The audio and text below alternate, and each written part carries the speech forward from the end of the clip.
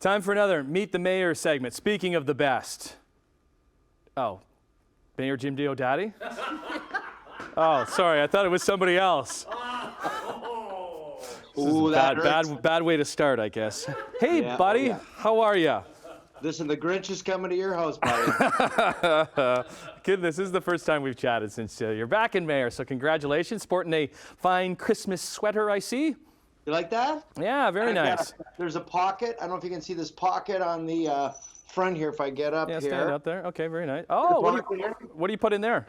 Well, you could put a beverage. You could put your cell phone or Tim. Even though you're a Scrooge today, I've got a candy cane for you. Oh, aren't you so sweet? Well, listen, we look forward to having you in studio. I know you were out last night doing some Christmas caroling, were you? Yeah, well, you know what? We do that every year. A bunch of us get out and we get out the guitars and we hit some of the retirement homes and we try to let everybody feel the love of our terrible voices. I bet, yeah. Listen, this is also the time, it's Christmas season, but it's also the time to kind of recap, I guess, the year. When you look at 2022, how was it for you? You know what? It was beautiful because we came out of COVID. Tourism, once again, was open. And here in Niagara Falls, as you know, Tim, it's pretty important. It's right up there with oxygen. 40,000 people need tourism to feed their families. We've got the ArriveCan app removed from the borders, so the borders are opened up once again. Things are happening again. We had a huge announcement in the city. We're going to be building a university in Niagara Falls. The University of Niagara Falls, Canada, is going to be happening, and a lot of really good things. So we're pretty excited. Santa's been good to us here in Niagara Falls. Yeah, what about the Ontario Chamber of Commerce? Because I know that they recently released a report saying it's going to take a little bit more time before the tourism industry fully recovers from COVID. What are you hearing from folks in the city and how they're doing? So, Tim, you know, domestic tourism's largely returned. It's been great. The government's staycation tax credit was really good, well used, and people here in Ontario and Canada have been visiting Niagara Falls back to pre-COVID numbers.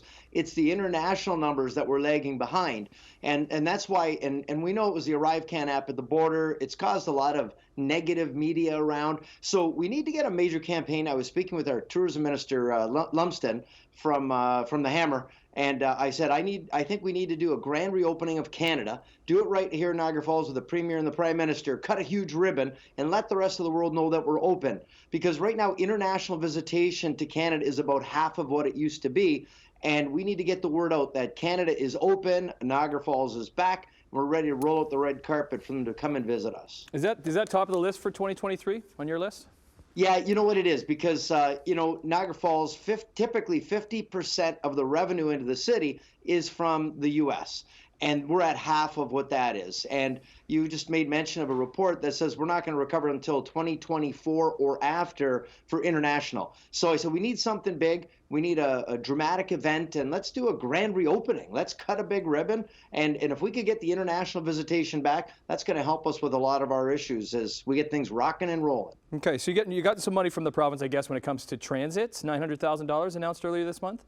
Yep, and along with former Mayor Senzik and St. Catharines, you know, we've now got regional transit here in Niagara, which is terrific. We've tied together the transits of Welland, St. Catharines, and Niagara Falls into one big transit that'll feed into the GO. So we've got a lot of great things on transit and trying to encourage people. They don't necessarily need a car if you're willing to use our transit system. What about New Year's Eve?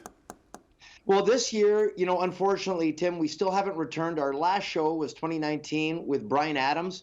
It was our biggest show ever. We had about 60,000 people here in person, and what a blast. The tourism industry hasn't recovered yet enough to put on a big show like that. We're hoping for next year, but I can tell you we've got Niagara Falls Music Live, which goes from Boxing Day until New Year's, and we're going to have 80 shows over the week, 15 venues, up to 10 shows per night. And if you want to find out about those shows, go to NiagaraFallsTourism.com. You can find out about all sorts of events. But the big New Year's Eve show, we're hoping for a return next year as our visitation gets back up, the coffers are filled, and the tourism industry can once again pay for that big show. When are we getting you out of that office and in here?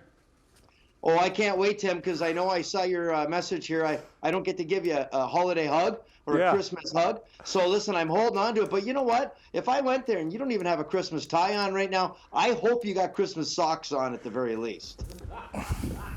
He does. Let me see. You can't see it. Oh, I got it. No. No, it's not working either. There we go. Yeah, there you are. Yeah. There we go. Yeah, buddy. know. They're almost like the same ones. You know what? I think so. We both shop at TT Boutique. Okay, they're yelling at me. We gotta go. Merry Christmas, Happy New Year. Same to you guys. Merry Christmas and all the best. Thank you.